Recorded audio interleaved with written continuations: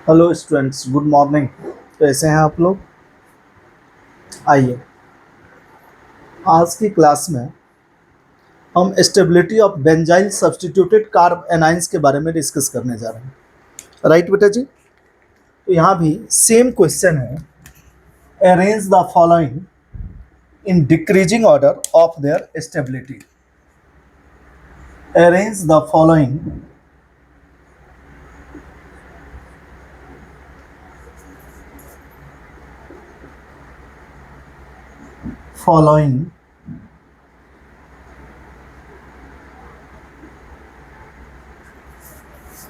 In decreasing, नीचे की ओर arrow देते हैं तो decreasing order of stability.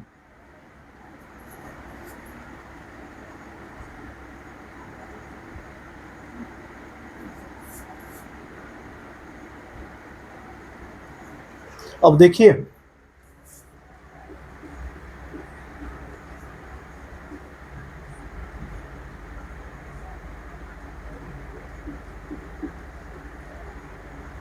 Benzyl carb A9,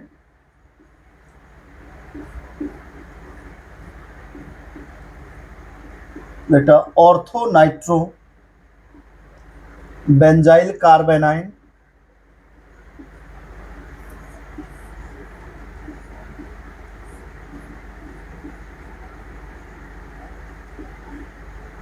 Meta nitro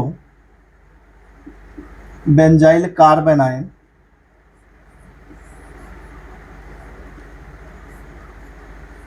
para nitro benzyl carb A9. बेटा जी इसको लिखिए, फिर सोचिए जो क्या ऑर्डर होगा इसका, डिक्रीजिंग ऑर्डर, यानी सबसे ज़्यादा स्टेबल और लास्ट में सबसे कम स्टेबल। क्लियर है बेटा जी? देखिए आप, फिर मैं समझाता हूँ आपको। देख बेटा जी, ये जो ग्रुप लगा हुआ है NO2, ये क्या है? माइनस आई इफेक्ट शो करता है और -M और -R। क्लियर है बेटा?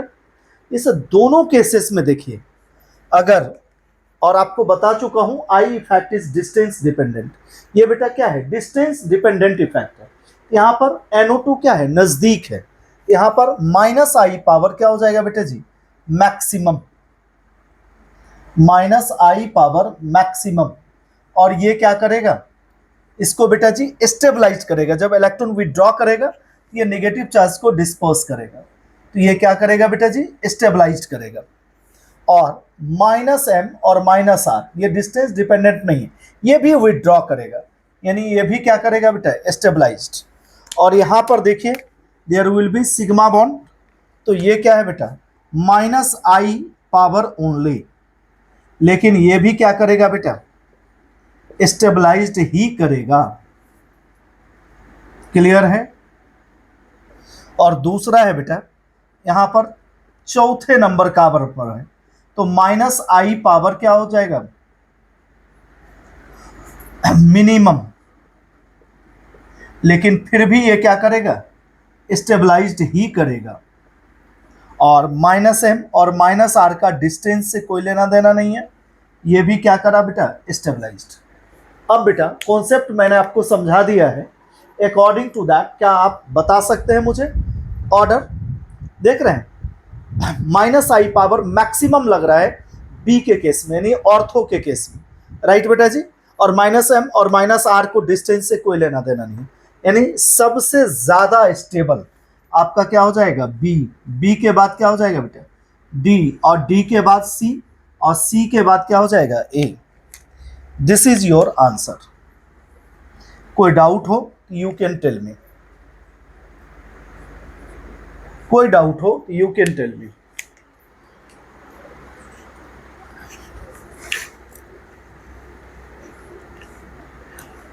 है कोई डाउट बेटा जी? अच्छा, नीचे आंसर लिखाया ही नहीं।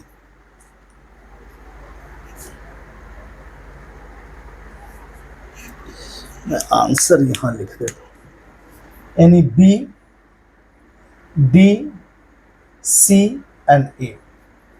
This is answer sequence.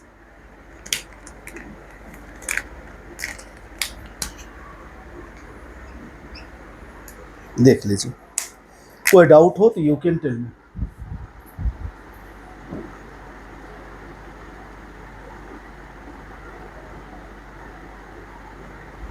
Clear है?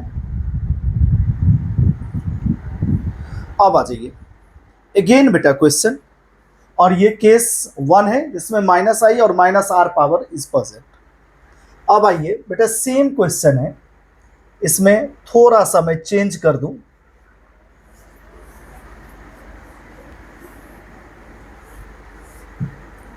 अब मैं बेटा +i पावर या +h पावर का यूज करता हूं, यानी यहां पर हम CH3 डाल रहे हैं। अब बेटा सोचिए और बताइए और अरेंज करिए from top to bottom in their stability order.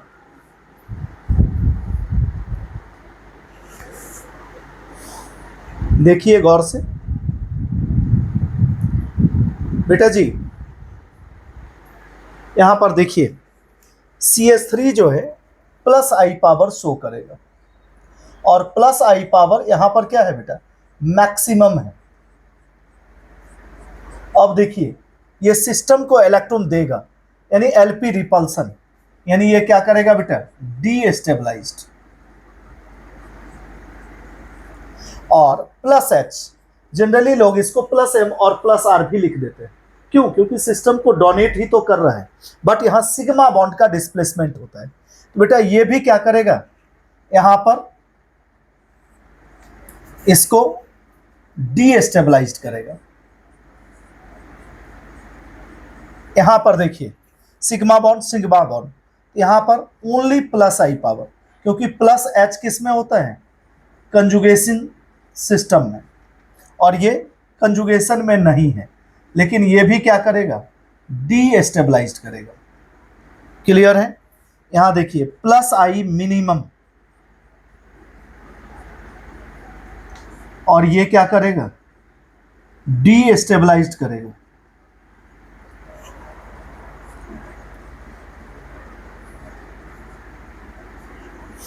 Clear है? देख लीजिए और आंसर बताइए आप लोग।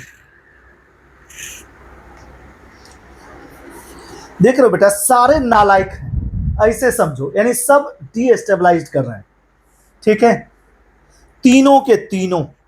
तो सबसे कम नालायक आपका कौन सा है? अगर हम आंसर सीक्वेंस करें बेटा, तो ए, यानी बेंजाइल कार्बेनाइन सबसे ज्यादा स्टेबल है। उसके बाद बेटा यहां पर सिर्फ एक इफेक्ट लग रहा है, ए के बाद क्या हो जाएगा, सी के बाद डी, और डी के बाद बेटा बी। कोई डाउट हो you can tell me without any hesitation. देख लीजिए, समझिए, कोई पूछना हो तो पूछ सकते हैं, बोलिए कोई डाउट है? यानी सबसे पहले बेंजाइल कार्बेनाइन, फिर बेटा मेटा पोजीशन पर मिथाइल है, यानी 3 मिथाइल बेंजाइल कार्बेनाइन, फिर बेटा पैरा पोजीशन, फिर ऑर्थो। कोई डाउट हो तो you can tell me.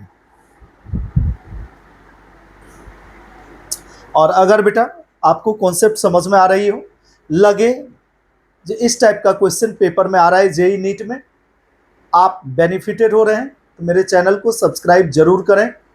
I CBKD request you to subscribe, like and share my channels. Okay बेटा जी, good day and good luck to all of you.